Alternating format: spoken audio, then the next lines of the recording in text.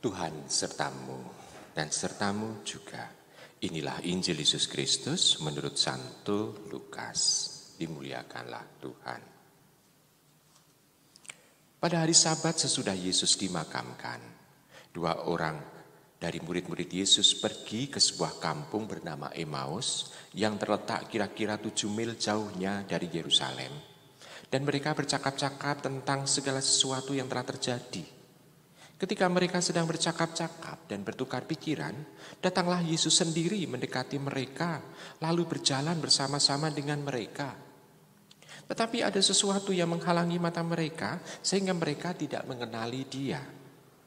Yesus berkata kepada mereka, "Apakah yang kamu percakapkan sementara kamu berjalan?" Maka berhentilah mereka dengan muka muram. Seorang dari mereka bernama Kleopas menjawabnya, "Adakah engkau satu-satunya orang asing Yerusalem yang tidak tahu apa yang terjadi di situ pada hari-hari belakangan ini?" Katanya kepada mereka, "Apakah itu?" Jawab mereka, "Apa yang terjadi dengan Yesus orang Nazaret? Ia adalah seorang nabi yang berkuasa dengan pekerjaan dan perkataan di hadapan Allah dan di depan seluruh bangsa kami. Tetapi imam-imam kepala dan pemimpin-pemimpin kami telah menyerahkan Dia untuk dihukum mati, dan mereka telah menyalibkannya. Padahal kami dahulu mengharapkan bahwa Dialah yang datang untuk membebaskan bangsa Israel. Tetapi sementara itu telah lewat 3 hari sejak semuanya itu terjadi, dan beberapa perempuan dari kalangan kami telah mengejutkan kami. Pagi-pagi buta mereka telah pergi ke kubur dan tidak menemukan mayatnya. Lalu mereka datang dengan berita bahwa telah kelihatan kepada mereka malaikat-malaikat yang mengatakan bahwa Yesus hidup. Dan beberapa teman kami telah pergi ke kubur itu dan mendapati bahwa memang benar yang dikatakan perempuan-perempuan itu, tetapi Yesus sendiri tidak mereka lihat." Lalu Ia berkata kepada mereka, "Hei kamu yang bodoh, betapa lambannya hatimu, sehingga kamu tidak percaya akan segala sesuatu yang telah dikatakan para nabi. Bukankah Mesias harus menderita semuanya itu untuk masuk ke dalam kemuliaannya?" Lalu Ia menjelaskan kepada mereka apa yang tertulis tentang Dia dalam seluruh kitab suci. Namun mulai dari kitab-kitab Musa dan segala kitab nabi-nabi. Sementara itu, mereka mendekati kampung yang mereka tuju. Ia berbuat seolah-olah hendak meneruskan perjalanannya. Tetapi mereka mendesaknya dengan sangat.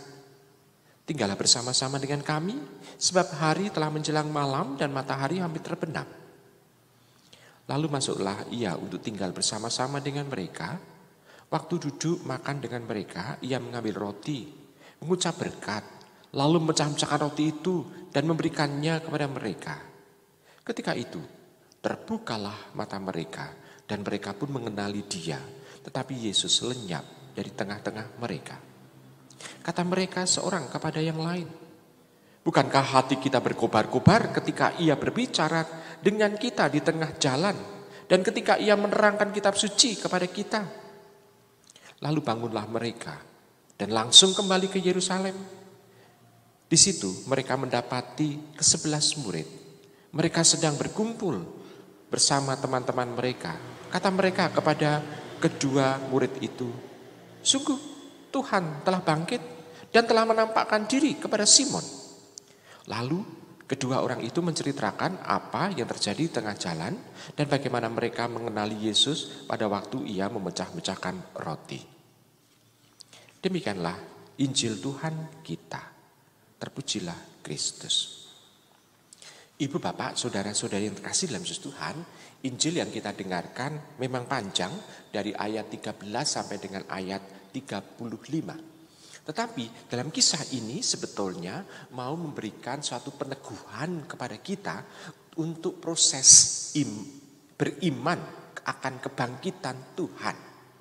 Beriman bahwa Tuhan itu tidak pernah meninggalkan kita. Jadi memang pergumulan ini itu butuh proses. Tidak bisa instan, oh harus percaya gini, oh harus begini, harus begini. Enggak. Di sini memperlihatkan bahwa iman akan kebangkitan itu adalah pewahyuan pribadi dalam diri orang itu. Jadi bukan sekedar oh kamu harus percaya ini, kamu harus percaya ini, tidak. Tapi pengalaman pribadi akan itu. Jadi dua murid yang menuju ke Emmaus itu mengalami pendampingan Tuhan. Dan ini juga menepati apa yang disabdakan oleh Tuhan. Barang siapa 2 atau 3 orang berkumpul atas namaku dan juga membicarakan Tuhan Yesus hadir bersama dengan mereka. Dan ini persis dialami oleh 2 orang murid itu. Dalam keadaan galau, dalam keadaan bingung, seolah-olah kehilangan pegangan.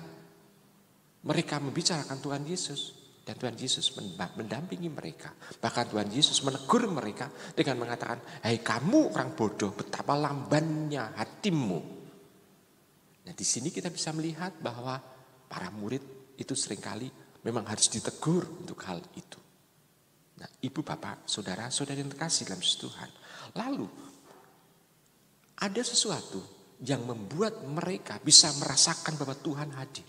Yakni pada saat mereka mengalami Ekaristi, memecah-mecah roti dan mereka menerima roti itu.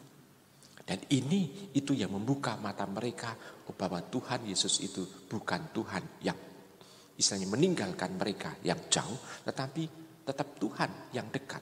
Bahkan bisa dialami oleh semua orang sekaligus.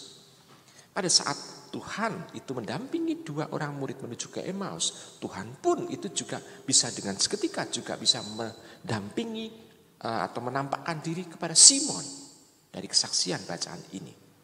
Nah, kita bisa melihat di sana Tuhan pendek kata tidak pernah meninggalkan para murid ada dalam kegalauan dan juga di dalam penderitaan atau dalam kesepian. Kehadirannya menguatkan para murid. Dan kita bisa melihat perubahan yang terjadi. 2 orang murid yang mau menuju ke Emmaus dengan keadaan lunglai dan galau itu ketemu dengan Tuhan Yesus dan melihat Tuhan Yesus yang istilahnya menampakkan diri kepada mereka. Mereka tidak kembali beristirahat tetapi balik kembali ke Yerusalem. Jadi ada satu pengalaman yang membuat mereka bergairah. Tidak lagi takut. Nah, ini sesuatu yang harus kita alami juga. Kita sudah percaya pada Tuhan yang bangkit. Kita percaya pada Tuhan yang mendampingi kita.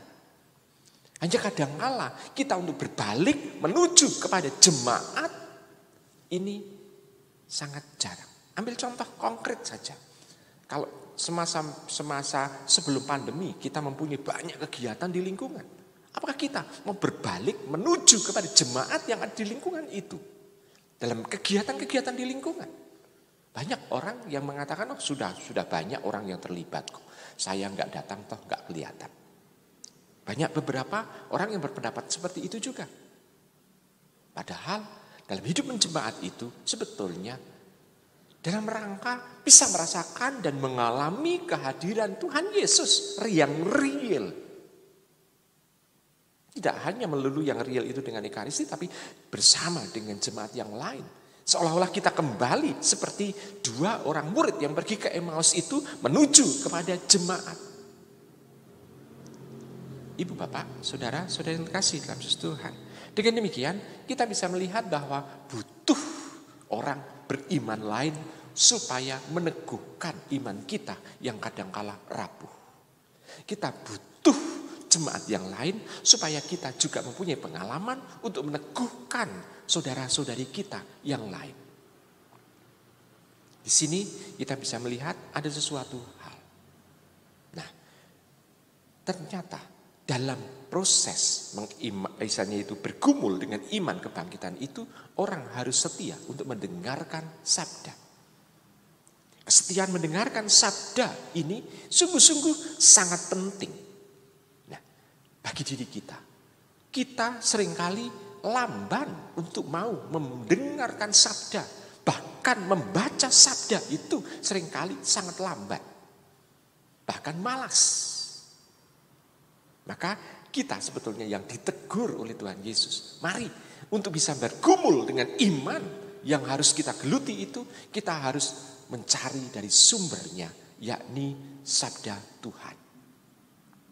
Maka kita akan bisa merasakan dan mengalami pengalaman seperti yang dialami oleh 2 orang murid yang pergi ke Emmaus itu.